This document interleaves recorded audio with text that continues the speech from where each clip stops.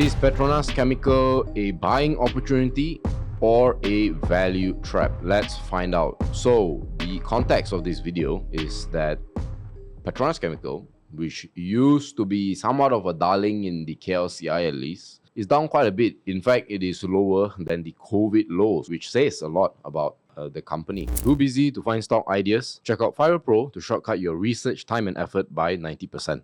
10% off link in the comments and description. If you look from the COVID lows all the way to the peak, that is a 3x almost.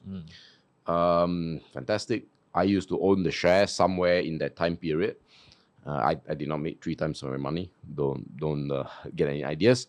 In any case, it reached past 10 ringgit and now it is closing in on 4. That is a 60% decline. Now at the bottom, you can also see that the contributing factor, the big one, from a volume standpoint, is foreigners. Yes. They've been selling a huge amount, 500 over million, right? And we recorded this since April 2023's data, and you can see that they are still a net seller for PCHEM till today. But you can see recently they didn't really do any. FYI, if you want the full data, you can check out our Fire Pro program. Okay, so then we look at the sales, and I think when you look at the trends, it's really not there's no bad. It seems business as usual, and the reason it's business as usual is because the kind of business they're in is what I like. One of the good parts of this company is that the demand is predictable. There's no second guessing on will there be sales, will there not be sales, what is the growth. It's pretty predictable, maybe 4 to 6% every year. And why? Because they supply a lot of whether it's plastic related, whether it's certain oils, fertilizers, olefins, all those stuff. Olefins, sorry, not oil. So these are very predictable. It's only moving in one direction, and then Trump recently just said, no more paper straws, things like that. So that's why I liked this business in the past, because demand is predictable. Yeah, correct. And you can see that sales are actually very fine. It's doing fine. I mean, there's no drop in terms of sales. However, if you look at their gross margin, this one is why the foreigners are the one that is selling. Because at the peak, it was around 35%, 36%. Now it's about 16%, which is half. And it makes sense why the share price also went down half.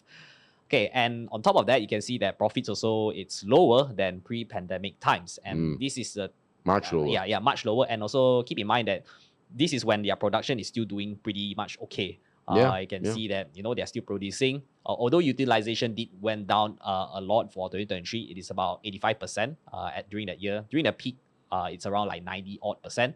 And the reason why it went down is because they did some maintenance in 2023, and then there will be a rebound back up for 2024.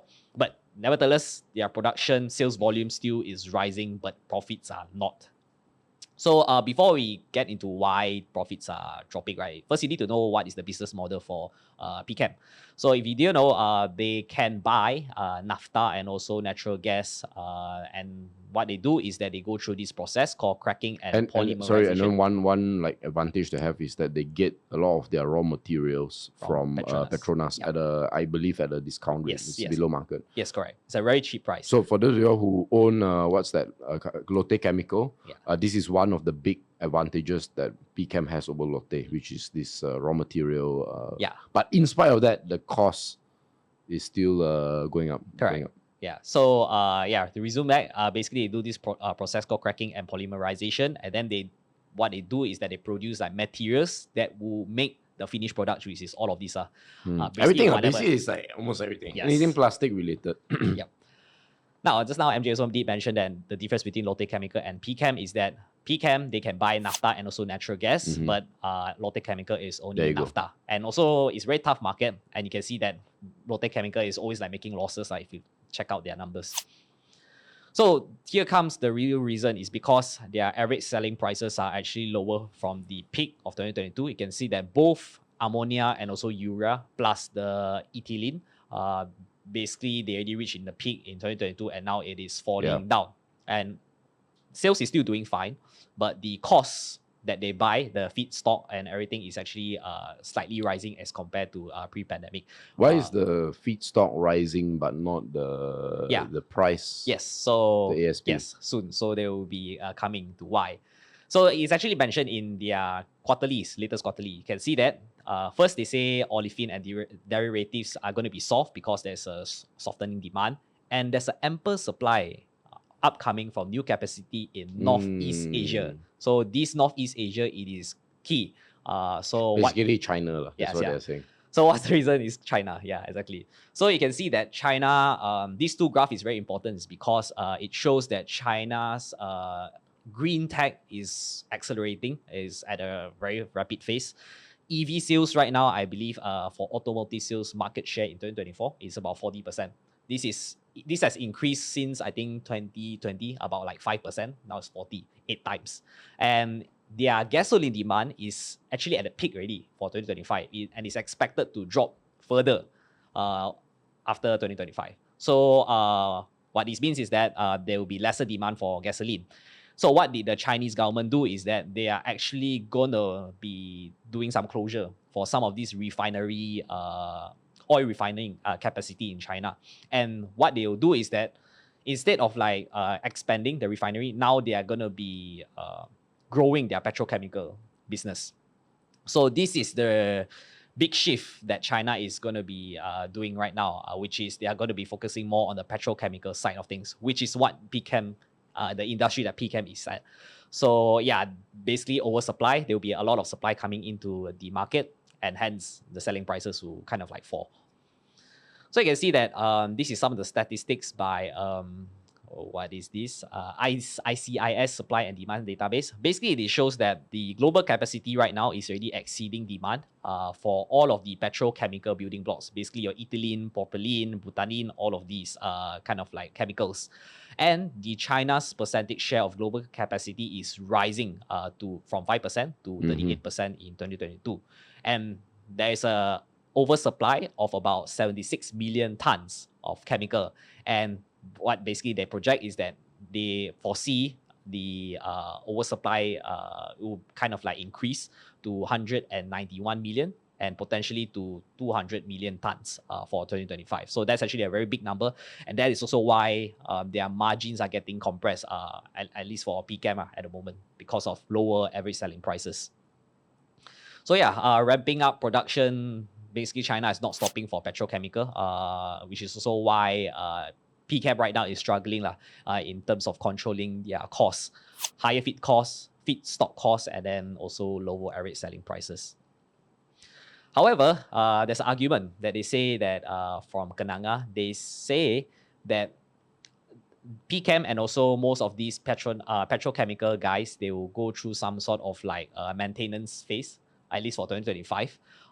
So they think that when they go this maintenance kind of like phase, they will like stop production, which means it will kind of like cripple the supply for some of the products that PCHEM manufactures, which in turn means the average selling prices should normalize or go back up. Hopefully, so that is their argument, what analysts think. So you can see that the polyethylene prices is actually quite low, and they kind of think that it maybe will go up to undervalued. Obviously, they think it's undervalued. Yeah. That's their argument. So there's a lot of mixed call at the moment. You can see this is where they are positioning PCHEM now. It's not like a very fantastic business fundamental, so that's why they put it in the middle. And the risk is slightly lower, obviously, because the valuation have come down a lot. However, there's still quite a number of like analysts think that it's still a sell. They think this oversupply issue probably will be the reason why PCHEM may not be so attractive. But also there's only like one person, which is, I believe, is Kenanga. They think that they will do well because of this maintenance phase. Now, another concerning thing is that their cash is actually reducing a lot. So they are using this money to finance their fuel costs, basically electricity also. And on top of that, their feedstock costs also. Basically everything related to working capital, they are kind of like using the cash now. And on top of that, you can see that cash flow also has been dropping since 2022. And it's actually taking a huge dip. If you compare this number with pre-pandemic times, it's a little bit higher. However, we shall see whether 2024 number can they like keep up with this number or will it fall for further. Now, another key thing that most investors pay attention to is obviously their dividend per share, and it has not go back up to pre-pandemic time. So a lot of them expect them to hit like maybe 30 cents to even 40 I also want cents. to add, recently the CEO of Petronas, he came out giving a very negative outlook on Petronas. He said that by 2030 something, Petronas will be no more if we don't do some sort of downside, right sizing, the word he used. Yeah. So what is very interesting is I actually had a friend who works in Petronas, and they recently had a town hall. That town hall, no recording. Wow. Okay. Okay, it means it's very serious. And for the very first time, before the news came out, they gave the negative review, basically saying, guys, VSS or MSS is coming. For those who don't know, voluntary separation schemes or mandatory separation schemes. Basically, the company is saying, look, we're going to fire some people. It's going to be so bad. And he was saying something along the line of, it's a very dark day, and then there's a very small light at the end of the tunnel, and we don't take advantage of it. We are basically finished. And he never says this. And so that is a very, very honest review, which is very, very good. It's relevant to us Malaysians as well. So I'm not surprised if the dividends grow smaller.